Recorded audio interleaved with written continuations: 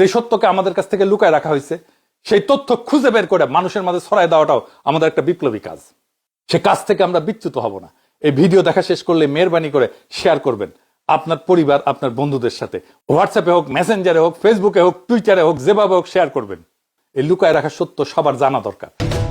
স্বাধীনতার ৫৫ বছর পর দেশের ২০ কোটি মানুষের কাছে প্রশ্ন, বলুন তো বাংলাদেশ কেন স্বাধীন হয়েছিল? পাকিস্তানিরা আমাদের উপর অনেক অত্যাচার নির্যাতন করেছিল, তাই কি নির্যাতন করেছিল আপনি কি জানেন? ২১শে ফেব্রুয়ারিতে মোট কতজন মানুষ মারা গিয়েছিল? সালাম, রফিক, বরকত, জব্বার সহ সর্বোচ্চ ৭ জনের বেশি নাম কোথাও দেখাতে পারবেন না। ১৯৬৯-এর পুরো গণ অভ্যুত্থানে আমানুল্লাহ মোহাম্মদ আসাদুজ্জামান ওরফে আসাদ, মতিউর রহমান মল্লিক, ডক্টর শামসুজ্জোহা সহ সর্বোচ্চ ৫ জনের নাম বলতে পারবেন। যদিও উইকিপিডিয়া সহ বিভিন্ন জায়গায় বলা হয়ে থাকে ৫২ সালের ভাষা আন্দোলনে ৩৯ জন আর ৬৯-এর গণ অভ্যুত্থানে মোট ৬১ জন মারা গিয়েছিল। কিন্তু এই ৩৯ কিংবা ১০০ জনের নামের তালিকা আজ পর্যন্ত কোথাও প্রকাশ করতে পারেনি। ১৯৭১ সালে ভারত পাকিস্তান যুদ্ধের আগ পর্যন্ত এটাই ছিল পশ্চিম পাকিস্তানি শাসকদের হাতে পূর্ব পাকিস্তানের মৃত্যুর মোট সংখ্যা। পাকিস্তানের ব্যাপারে আমাদের যে ইতিহাস শেখানো হয়েছে তার পুরোটাই যে মিথ্যে তার প্রমাণ আমাদের চোখের সামনে আছে। পাকিস্তানি শাসকদের বিরুদ্ধে সব সময় একটি অভিযোগ করা হয়, পশ্চিম পাকিস্তানিরা নাকি আমাদের চরম বঞ্চিত করেছে আর ভারত আমাদেরকে স্বাধীনতা এনে দিয়েছে।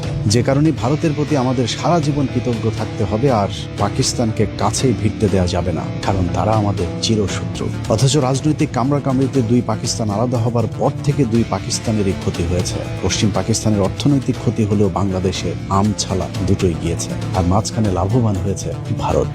১৯৭১-এর কথিত স্বাধীনতার পর থেকে আমরা হয়েছি পরাধীন। ওদিকে পশ্চিম পাকিস্তান বীরের মতো লড়াই করে যাচ্ছে চোখে চোখ রেখে। সামরিক শক্তির দিক থেকে পাকিস্তানের অবস্থান পৃথিবীতে এখন ১২তম, যেখানে বাংলাদেশের অবস্থান ৪০-এর কাছাকাছি। বাংলাদেশের কথিত স্বাধীনতার ৫৫ বছর পার হয়েছে। পাকিস্তান থেকে আলাদা হয়ে বাংলাদেশ শুধু ২ জায়গায় এগিয়েছে, এক তৈরি পোশাক খাত আর বিদেশে শ্রমিক রপ্তানি। এই ২ খাতের মাধ্যমেই পৃথিবীতে আমরা কামলার জাতি হিসেবে খ্যাতি পেয়েছি। অথচ ৫৫ বছর আগে পশ্চিম পাকিস্তানি শাসকেরা আমাদের পূর্ব পাকিস্তানে যে শিল্প বিপ্লব ঘটিয়ে গিয়েছিল তা শুনলে এই প্রজন্মের কাছে অলৌকিক মনে হবে।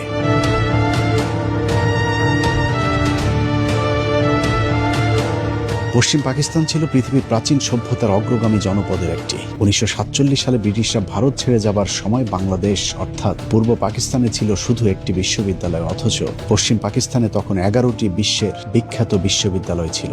বিদ্যে বুদ্ধি সব দিক থেকে এগিয়ে থেকেও তারা আমাদের অবহেলা করেনি, বরং টেনে তুলে ধরতে চেয়েছিল। যদিও আমাদের চেতনার যাতনা ২৩ বছরের বেশি দুই পাকিস্তানকে একসাথে থাকতে দেয়নি।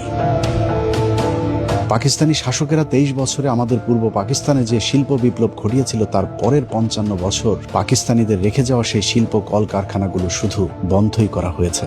নতুন করে কোনো শিল্প গড়ে তুলতে পারেনি স্বাধীন বাংলাদেশ। অথচ পাকিস্তান আমলে এদেশে ঘটে গিয়েছিল নীরব এক শিল্প বিপ্লব, যে ইতিহাস আমাদের পুরো এক প্রজন্মকে জানতেই দেওয়া হয়নি। বাংলাদেশের পাটকে পাকিস্তান আমলে বলা হতো সোনালী আঁশ, কিন্তু পাটের স্বর্ণযুগ এমনিতেই আসেনি। পাকিস্তানি শাসকদের পরিকল্পনায় বাংলাদেশে গড়ে তোলা হয়েছিল আদমজি জুট মিল। শুনলে অবাক হবে, নারায়ণগঞ্জ শহরে অবস্থিত আদমজি জুট মিলটি তৎকালীন পৃথিবীর বৃহত্তম পাটকল ছিল। ১৯৫০ সালে প্রতিষ্ঠিত আদমজি জুট মিলটি তৎকালীন পশ্চিম পাকিস্তানের বাওয়া পাটকলের আদলে তৈরি করা হয়েছিল, যেখানে উৎপাদিত উন্নত মানের পাটজাত দ্রব্য সারা পৃথিবীতে রপ্তানি করা হতো। বিশেষ করে ইউরোপের দেশগুলোতে পাকিস্তানের পাটজাত দ্রব্যের ব্যাপক চাহিদা ছিল। স্কটল্যান্ডের ড্যান্ডি শহরের নাম অনুসারে আদমজি জুট মিলকে প্রাচ্যের ড্যান্ডি বলা হতো। সেই প্রতিষ্ঠিত শিল্পটি কথিত দেশ স্বাধীন হবার পর শেখ মুজিবের পরিবারের লুটপাটে ধ্বংস হয়ে গিয়েছে। বাংলাদেশ বর্তমানে শতভাগ কাগজ আমদানি করলেও ৫৫ বছর আগে আমরা কাগজ রপ্তানি করতাম। ১৯৫৩ সালে পাকিস্তান শিল্প উন্নয়ন সংস্থা রাঙামাটি জেলার কাপ্তাই উপজেলার চন্দ্রঘোনায় কর্ণফুলী পেপার মিল প্রতিষ্ঠা করে। তৎকালীন সময়ে এশিয়ার সর্ববৃহৎ কাগজ প্রস্তুতকারক প্রতিষ্ঠান ছিল এটি, যেখানে মোট ৩০,০০০ শ্রমিক কাজ করত। ১৯৫৯ সালে খুলনার খালিশপুরে খুলনা নিউজপ্রিন্ট মিলস লিমিটেড প্রতিষ্ঠা করে পাকিস্তান সরকার।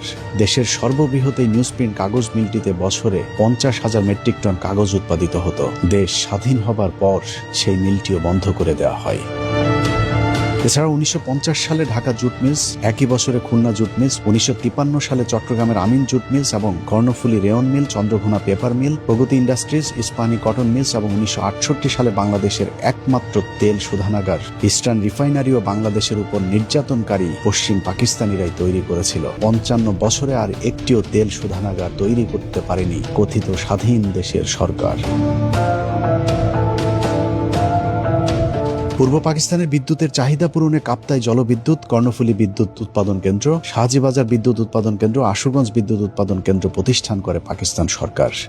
পূর্ব পাকিস্তান এক মহাশিল্প বিপ্লবের দিকে এগিয়ে যাচ্ছিল। শিল্পায়নে লকি east Pakistan industries development corporation প্রতিষ্ঠা করা হয়। চট্টগ্রাম বন্দরটি মোঘল আমলে কার্যক্রম চালু হলেও এর মূল অবকাঠামো এবং আধুনিকায়নের কাজ করে পাকিস্তান সরকার। 1960 সালে চট্টগ্রাম বন্দর কমিশনারকে চট্টগ্রাম বন্দর ট্রাস্ট হিসাবে মর্যাদা দেওয়া হয়। এছাড়া মংলা সমুদ্র বন্দর, Gazipur machine tools factory, Gazipur সমরাস্ত্র কারখানা, তেজগাঁ শিল্প এলাকা, হাজারীবাগ ট্যানারি শিল্পাঞ্চল, খুলনার খালিশপুর শিল্প এলাকা, চিটাগাং ড্রাই ডক সবই করেছিল আমাদের উপর নির্যাতনকারী পশ্চিমা শাসক গোষ্ঠী।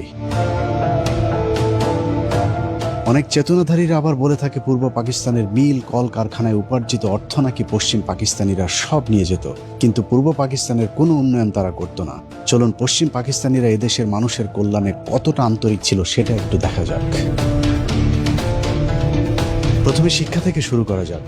দেশের সর্বোচ্চ বিদ্যাপীঠ ঢাকা বিশ্ববিদ্যালয় ব্রিটিশ আমলে প্রতিষ্ঠা লাভ করলেও এর বেশিরভাগ সম্প্রসারণ হয়েছে পাকিস্তান আমলে। শিক্ষার মানের দিক থেকে ঢাকা বিশ্ববিদ্যালয় ছিল পৃথিবীর 100 বিশ্ববিদ্যালয়ের তালিকায়, যে কারণে পাকিস্তান আমলে ঢাকা বিশ্ববিদ্যালয়কে বলা হতো প্রাচ্যের অক্সফোর্ড। কথিত স্বাধীনতার পর পাকিস্তানের চিহ্ন মুছে ফেলার সাথে সাথে বিশ্ববিদ্যালয়ের নাম ডাকও মুছে ফেলা হয়েছে। এক সময়ের 100 বিশ্ববিদ্যালয়ের তালিকায় থাকা প্রতিষ্ঠানটি এখন 1000-এর তালিকাতেও নেই। ঢাকা বিশ্ববিদ্যালয় প্রতিষ্ঠায় যারা গুরুত্বপূর্ণ ভূমিকা রেখেছিলেন তাদের মধ্যে অন্যতম মোহাম্মদ আলী জিন্নাহ। তার ব্যাপক অবদানের কারণে ঢাকা বিশ্ববিদ্যালয়ের একটি হলের নাম রাখা হয়েছিল জিন্নাহ হল। অথচ ঢাকা বিশ্ববিদ্যালয় প্রতিষ্ঠার বিরোধিতা করা রবীন্দ্রনাথকে পুজো করে সেই জিন্নাহকে বানানো হয়েছে ভিলেন। এমনকি মোহাম্মদ আলী জিন্নাহর হলটির নাম পরিবর্তন করে 1971 সালে সূর্য সেন হল রাখা হয়েছে। যদিও রবীন্দ্রনাথের মতো সূর্য সেনও আজীবন পূর্ব বাংলার মুসলমানদের বিরোধিতা করেছিলেন। পাকিস্তানের বিখ্যাত কবি আল্লামা ইকবালের নামে 1957 সালে ইকবাল হল স্থাপিত হয়। 1972 সালে ওই হলের নাম পরিবর্তন করে সার্জেন্ট জহুরুল হলের নামে নামকরণ করা হয়। অথচ এই জহুরুল হক ছিল ভারতীয় গোয়েন্দা সংস্থার একজন চর। শেখ মুজিবের সাথে আগরতলা ষড়যন্ত্র মামলার আসামিও ছিল এই ভারতীয় এজেন্ট জহিরুল হক। এভাবে বিশ্ববিদ্যালয়ের সর্ববৃহৎ হল মহসিন হল সহ বেশিরভাগ অবকাঠামো প্রতিষ্ঠিত হয় পাকিস্তান আমলে। ঢাকা বিশ্ববিদ্যালয়ের পাকিস্তান আমলে কতটা জৌলুস ছিল তার প্রমাণ স্যার পিজে হাট ইন্টারন্যাশনাল হল প্রতিষ্ঠা। ঢাকা বিশ্ববিদ্যালয়ে পাকিস্তান আমলে এত বেশি বিদেশি শিক্ষার্থী আসতে শুরু করেছিল, তাদের আবাসনের জন্য একটি হল নির্মাণের প্রয়োজনীয়তা দেখা দেয়, যে কারণে 1963 সালে ইন্টারন্যাশনাল হোস্টেল নামে আলাদা একটি ছাত্রাবাস করা হয়েছিল। স্বাধীনতার পর আওয়ামী লীগ হোস্টেলটির নাম স্যার পিজে হাট ইন্টারন্যাশনাল নামকরণ করে। ঢাকা বিশ্ববিদ্যালয়ের আদলে 1953 সালে রাজশাহী বিশ্ববিদ্যালয়, 1966 সালে চট্টগ্রাম বিশ্ববিদ্যালয় এবং 1970 সালে জাহাঙ্গীরনগর বিশ্ববিদ্যালয় প্রতিষ্ঠা করে পাকিস্তান সরকার। পূর্ব পাকিস্তান কৃষি বিশ্ববিদ্যালয়ের নামে বর্তমান বাংলাদেশ কৃষি বিশ্ববিদ্যালয়টি 1961 সালে পাকিস্তান সরকার প্রতিষ্ঠা করেছিল। বাংলাদেশের সর্বোচ্চ মেধাবীদের বিদ্যাপীঠ বাংলাদেশ প্রকৌশল বিশ্ববিদ্যালয় বুয়েট 1962 সালে পাকিস্তান সরকার প্রতিষ্ঠিত করে। যে সমমানের কোনো প্রতিষ্ঠান বাংলাদেশ 55 বছরে প্রতিষ্ঠা করতে পারেনি, বরং দিন দিন বুয়েট সহ ঢাকা বিশ্ববিদ্যালয়ের মান নষ্ট করা হয়েছে। মাত্র 23 বছরে পাকিস্তান মোট 4টি প্রকৌশল বিশ্ববিদ্যালয় প্রতিষ্ঠা করেছে, যেখানে 55 বছরে বাংলাদেশ সরকার করেছে মাত্র একটি। 1964 সালে রাজশাহী প্রকৌশল ও প্রযুক্তি বিশ্ববিদ্যালয় রুয়েট, 1968 সালে চট্টগ্রাম প্রকৌশল ও প্রযুক্তি বিশ্ববিদ্যালয় চুয়েট এবং 1969 সালে কুয়েট প্রতিষ্ঠা করে পাকিস্তানিরা। প্রযুক্তিগত দিক থেকে এদেশের মানুষকে গড়ে তুলতে পাকিস্তানিরা যে প্রযুক্তি বিশ্ববিদ্যালয়গুলো করে গিয়েছিল, চেতনাধারীরা সেই প্রতিষ্ঠানগুলোকে আজ তিলে তিলে শেষ করে দিয়েছে। পাকিস্তানের সামরিক কর্মকর্তা এবং সাবেক প্রেসিডেন্ট আইয়ুব খানের 11 বছরের শাসনকাল ছিল বাংলাদেশের স্বর্ণযুগ। তৎকালীন পূর্ব পাকিস্তানে উন্নয়নের এক পসরা সাজিয়ে বসেছিল পাকিস্তান সরকার। ঢাকা শহরে Notre Dame college, residential college, Viqarunnisa Noon school and college সহ শীর্ষ 21টি কলেজ প্রতিষ্ঠা ছাড়াও ময়মনসিংহের Ananda Mohan college, Rangpur Carmichael college, Pabna Edward college, বরিশালের বিএম কলেজ, কারিগরি ও বিশেষায়িত কলেজ সহ অসংখ্য মানসম্পন্ন শিক্ষা প্রতিষ্ঠান প্রতিষ্ঠা করেছিল আইয়ুব খানের সরকার। যে সমমানের কলেজ কলেজ 55 বছরে নতুন করে একটিও করতে পারেনি কথিত স্বাধীন দেশের সরকার প্রধানেরা।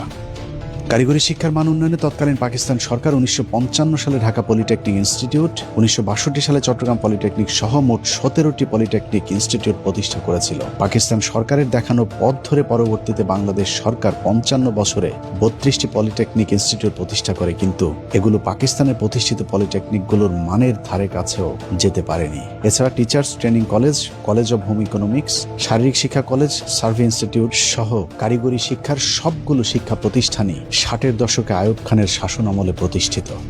বর্তমান বাংলাদেশ টেক্সটাইল বিশ্ববিদ্যালয় বুটেক্সের পূর্ব নাম ছিল ইস্ট পাকিস্তান টেক্সটাইল ইনস্টিটিউট, যা 1955 সালে পাকিস্তান আমলে প্রতিষ্ঠা করা হয়। ঢাকা আণবিক শক্তি কেন্দ্র, বাংলাদেশ কৃষি গবেষণা ইনস্টিটিউট, কৃষি বিশ্ববিদ্যালয় Mymensingh, ICDDRB forest research institute, jute research institute এবং চট্টগ্রাম কারিগরি প্রশিক্ষণ কেন্দ্র চালু করে হানাদার পাকিস্তানি সরকার।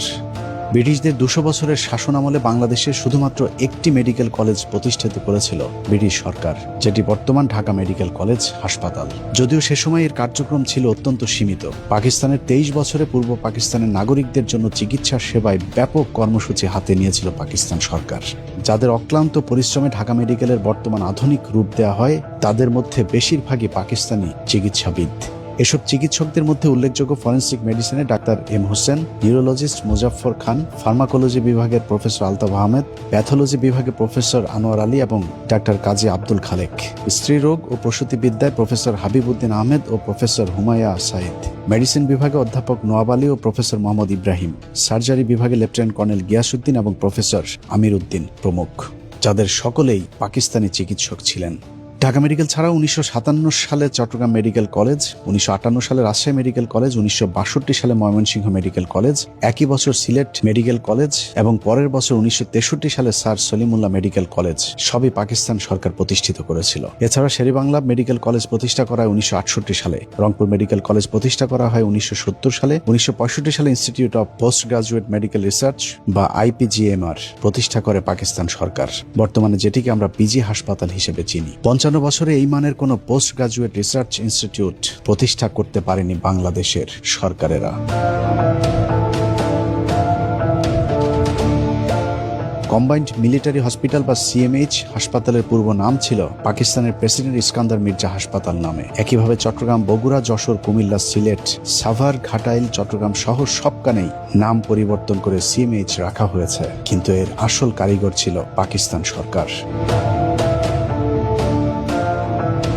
অনেকে বলে থাকে সশস্ত্র বাহিনীর চাকরির ক্ষেত্রে পাকিস্তানকে বঞ্চিত করা হতো, কিন্তু বাস্তবতা হলো সুঠাম দেহের অধিকারী পাকিস্তানিদের জন্য ব্রিটিশ এবং জার্মানির আদলে অনেক আগে থেকে ক্যাডেট কলেজ প্রতিষ্ঠা করা হয়েছিল পশ্চিম পাকিস্তানে, কিন্তু পূর্ব পাকিস্তানে 1947 সালের আগ পর্যন্ত কোনো ক্যাডেট কলেজে ছিল না। পশ্চিম পাকিস্তানের সরকার সেই বৈষম্য দূর করতে 1958 সালে ফৌজদারহাট ক্যাডেট কলেজ, 1963 সালে ঝিনাইদহ ক্যাডেট কলেজ এবং মির্জাপুর ক্যাডেট কলেজ, সবশেষ 1965 সালে রাজশাহী ক্যাডেট কলেজ প্রতিষ্ঠা করেছিল পাকিস্তান সরকার, যাতে পূর্ব পাকিস্তানের নাগরিকেরাও সশস্ত্র বাহিনীতে যোগদানের জন্য দক্ষ হয়ে উঠতে পারে। এখনো পাকিস্তান সরকারের তৈরি করে দিয়ে যাওয়া সেই ক্যাডেট কলেজগুলোই বাংলাদেশ সেনাবাহিনীকে টিকিয়ে রেখেছে। এছাড়া দক্ষ নৌবাহিনী গড়ে তোলার লক্ষ্যে 1962 সালে প্রতিষ্ঠা করা হয় দ্য মার্কেন্টাইল মেরিন একাডেমি, বর্তমানে যার নাম বাংলাদেশ মেরিন একাডেমি। সেটি এখন পর্যন্ত দেশের নৌবাহিনীর প্রধান শক্তির উৎস। বাংলাদেশকে একটি আধুনিক ও শিল্পোন্নত পরিকল্পিত দেশ হিসেবে গড়ে তুলতে পাকিস্তান সরকার যা যা করা প্রয়োজন সবই শুরু করেছিল। ঢাকা শহরের গুলশান, বনানী, ধানমন্ডির মতো পরিকল্পিত আবাসিক এলাকাগুলো পাকিস্তান সরকারের পরিকল্পনায় করা। সম্প্রতি পূর্বাচল ও বসুন্ধরা আবাসিক এলাকা ছাড়া 71-এর পর এদেশের সরকার কোনো পরিকল্পিত আবাসন গড়ে তুলতে পারেনি। অবকাঠামোগত দিক থেকে বাংলাদেশের স্বর্ণযুগ ছিল পাকিস্তান আমল। ঢাকা চট্টগ্রাম, ঢাকা রাজশাহী, ঢাকা সিলেট, ঢাকা খুলনা সহ দেশের প্রায় সবকটি মহাসড়ক পাকিস্তান আমলে নির্মাণ করা হয়েছিল। এছাড়াও দেশের গুরুত্বপূর্ণ প্রায় সকল অবকাঠামোগুলো পাকিস্তান সরকারের করা। যেমন 1968 সালে চালু করা হয় কমলাপুর স্টেশন, যা তৎকালীন পৃথিবীর অন্যতম নির্মাণ শৈলীর একটি। শাসন ব্যবস্থায় সমতার লক্ষ্যে পাকিস্তান সরকার 1961 সালে জাতীয় সংসদ ভবনের নির্মাণ শুরু করে, যা এখনও আধুনিক স্থাপত্য হিসেবে বিবেচিত হয়। এছাড়া বাইতুল মোকাররম, ইসলামিক একাডেমি বা বর্তমান ইসলামিক ফাউন্ডেশন, মিরপুর চিড়িয়াখানা, কুর্মিটোলা বিমানবন্দর, বাংলা একাডেমি, রামপুরা টেলিভিশন ভবন, ঢাকা স্টেডিয়াম, ঢাকা জাদুঘর, হোটেল ইন্টারকন্টিনেন্টাল সহ বেশিরভাগ প্রতিষ্ঠানগুলো পাকিস্তান সরকারের হাত ধরে প্রতিষ্ঠিত। কথিত স্বাধীনতার পর শেখ পরিবার আর আওয়ামী লীগের দলীয়করণ আর লুটপাটে নতুন কোনো প্রতিষ্ঠান গড়তে পারেনি, বরং পাকিস্তানের রেখে যাওয়া প্রতিষ্ঠানগুলোকে ধ্বংস করে দেওয়া হয়েছে দিন দিন। বাংলাদেশ বেতার 1939 সালে ব্রিটিশ আমলে প্রতিষ্ঠিত হলেও রাজশাহী, চট্টগ্রাম, খুলনা, রংপুর, সিলেট বেতার কেন্দ্র প্রতিষ্ঠা করে পাকিস্তান সরকার। ঢাকা নিউ মার্কেট সহ সারা দেশের জেলা ও বিভাগীয় শহরগুলোতে নিউ মার্কেট গড়ে তোলার পরিকল্পনাও পাকিস্তান সরকারের। 1971-এর পর গেল 55 বছরে বাংলাদেশে যত উন্নয়ন হয়েছে, দুই পাকিস্তান একসাথে থাকলে এসব উন্নয়ন আরো 50 বছর আগে হতো। বাংলাদেশের মানুষের কাছে রূপপুর পারমাণবিক বিদ্যুৎ কেন্দ্র নতুন বিষয়, কিন্তু জেনে অবাক হবেন রূপপুর পারমাণবিক বিদ্যুৎ কেন্দ্রের কাজ শুরু হয়েছিল 1961 সালে। সম্ভাব্য জায়গা হিসেবে রূপপুরে নির্ধারিত হয়েছিল বিদ্যুৎ কেন্দ্রটি। সেই লক্ষ্যে মার্কিন সরকারের কাছ থেকে অর্থ এবং প্রকল্প রক্ষণাবেক্ষণের জন্য প্রায় 200 কর্মকর্তাকে বিদেশে প্রশিক্ষণের জন্য পাঠানো হয়েছিল। এছাড়া 90-এর দশকে উদ্বোধন হওয়া যমুনা সেতুর প্রস্তাবও 1966 সালের অধিবেশনে পাশ করা হয়েছিল। পাকিস্তান সরকারের এসব কর্মকাণ্ড এখনো উইকিপিডিয়াতে দলিল হিসেবে রয়েছে। শুধু অবকাঠামোগত উন্নয়ন নয়, বাংলাদেশের সব অর্জনের গোড়াপত্তন হয়েছিল পাকিস্তান আমলে, আর কথিত স্বাধীনতার মধ্য দিয়ে আমরা সব হারিয়েছি। এই ধরুন 60-70-এর দশকে পশ্চিম পাকিস্তানিরা পূর্ব পাকিস্তানের ফুটবল আর ক্রিকেটে যে উন্নয়ন করে দিয়ে গিয়েছিল, তারই ধারাবাহিকতায় 80-90-এর দশক পর্যন্ত চলেছে বাংলাদেশ। 90-এর দশক পর্যন্ত ফুটবলের যে জনপ্রিয়তা ছিল, সেই ধারাবাহিকতা রক্ষা করতে পারলে বাংলাদেশ এখন হয়তো বিশ্বকাপের মঞ্চে খেলত। তৎকালীন সময়ে আবাহনী মোহামেডান ফাইনাল খেলাকে কেন্দ্র করে সরকারি ছুটি পর্যন্ত দিতে বাধ্য হয়েছিল তখনকার সরকার। অনেকেই বলে থাকেন পূর্ব পাকিস্তানিদের নাকি তেমন পাত্তা দিত না পশ্চিম পাকিস্তানিরা, অথচ 1970 সালেও যুক্ত পাকিস্তান ফুটবল দলের অধিনায়ক ছিলেন বর্তমান সংসদের মাননীয় স্পিকার মেজর হাফিজউদ্দিন আহমেদ। ফুটবলের সেই সোনালী সময় এখন আর নেই। 1997 সালে কেনিয়ার সাথে নাটকীয়ভাবে আইসিসির সেই ম্যাচ না জিতলে ক্রিকেটেও হয়তো বাংলাদেশ একদিন হারিয়ে যেত, অথচ ক্রিকেটের উন্নয়নও সেই পাকিস্তানের হাত ধরেই শুরু হয়েছিল। বাংলাদেশের জীবন্ত কিংবদন্তি রাকিবুল হাসান সহ যেসব তারকাদের হাত ধরে বাংলাদেশ ক্রিকেট উঠে দাঁড়িয়েছিল, তারা সবাই পাকিস্তান জাতীয় ক্রিকেট দলের সদস্য। তাদের কারণে আমরা আজ বিশ্ব ক্রিকেটের শক্তিশালী দল হিসেবে পরিচিতি পেয়েছি।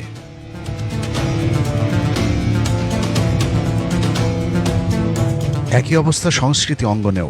বাংলাদেশ চলচ্চিত্রের যত নক্ষত্র সবই পাকিস্তানের তৈরি। तूने मुझे धोखा दिया है। স্বাধীনতার পর 1.5 দশকে সেই ধাক্কাতেই চলেছে বাংলাদেশ। কথিত স্বাধীনতার মাধ্যমে আমরা পেয়েছি জাহেদ খানার, মমতাজদের মতো শিল্পী। বাংলাদেশের পাকিস্তান আমলে পাওয়া সব অর্জন ধ্বংস করে বাংলাদেশের মানুষ এখন পুরোপুরি ভারতের সংস্কৃতি নির্ভর হয়ে উঠেছে।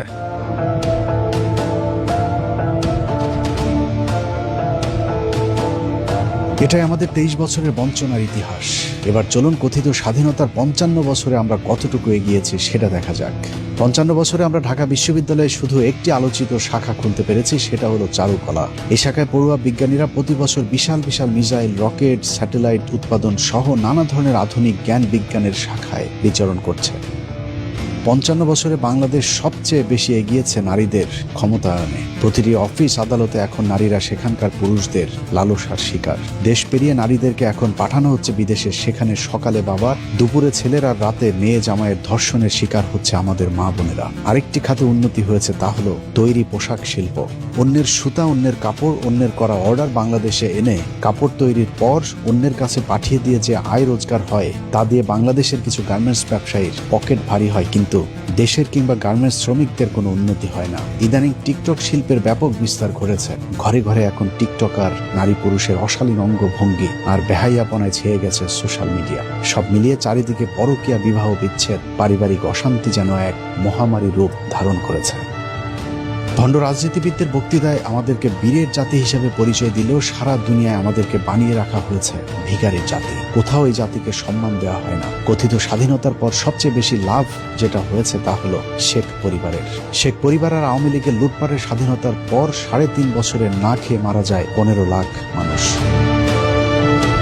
আওয়ামী লীগের তৈরি রক্ষী বাহিনীর নৃশংসতায় মারা গিয়েছিল আরো ৪৫,০০০ মানুষ। পাকিস্তানিদের ২৩ বছরে পুরো পূর্ব পাকিস্তানের ধর্ষণের মামলা হয়েছিল মাত্র ১,৬৭৪টি। আর কথিত স্বাধীনতার পর শুধুমাত্র ৭৫ পর্যন্তই বাংলাদেশে মোট ধর্ষণের মামলার সংখ্যা ছিল ১১,৩২৬টি। তারপরেও এই স্বাধীনতাকে বাঙালির চরম পাওয়া হিসাবে প্রতিষ্ঠিত করা হয়েছে, আর পাকিস্তানকে বানানো হয়েছে চিরশত্রু। কথিত সেই স্বাধীনতা যুদ্ধেরও প্রতিটি পরতে পরতে রয়েছে মিথ্যা আর অসত্যের ধূম্রজাল। বলা হয়ে থাকে পাকিস্তানিরা আমাদের ৩০ লাখ মানুষকে হত্যা করেছে, ২ লাখ মা বোনদেরকে ধর্ষণ করেছে, অথচ ৩০ লাখ মানুষ মারা গেলে প্রতি গ্রামে অন্তত ৪৫ জন করে মানুষ মারা যাবার কথা, কিন্তু ৪৫ গ্রামে খুঁজেও পাকিস্তানি হানাদার বাহিনীর হাতে মৃত্যুবরণ করেছে এমন একজন মানুষকেও খুঁজে পাওয়া যাবে না। এইটা এলে না ওই যে মুক্তিযোদ্ধারণের সাত দোকানদার যে মহিলা ও কি বীরাঙ্গনা নেই ৭১ সালে জন্ম হয়নি। চৌগাছা এলাকা হলো যশোর একটা অংশ, যেখানে ট্যাঙ্ক যুদ্ধ হয়েছে।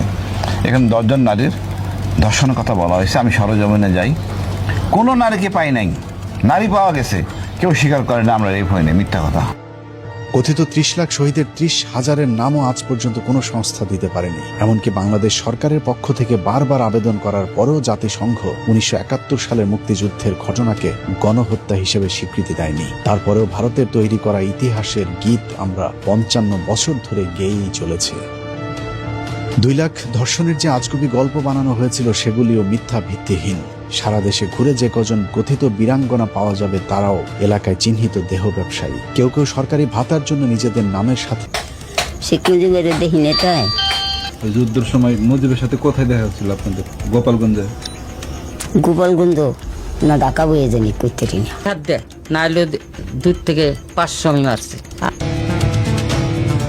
এভাবে পাকিস্তানিদের সাথে আমাদের চরম দূরত্ব তৈরি করে আমাদেরকে পরাধীন করে রেখেছে ভারত। একটি স্বাধীন জাতি হিসেবে ন্যূনতম সম্মানটুকু আমাদের নেই। পৃথিবীর সবচেয়ে ভয়ঙ্করতম সীমান্তে আমরা বসবাস করি, যেখানে প্রতিদিন পাখির মতো মানুষ হত্যা করলেও তার কোনো বিচার নেই। অথচ পাকিস্তান আর্থিকভাবে খুব সচ্ছল হতে না পারলেও তারা সম্মান নিয়ে বেঁচে আছে। ৭১-এর যুদ্ধের ধকল এখনো কাটিয়ে উঠতে পারেনি দেশটি। যদিও পাকিস্তানের ব্যাপারে আমাদেরকে যেভাবে জানানো হয় পরিস্থিতি তার সম্পূর্ণ বিপরীত।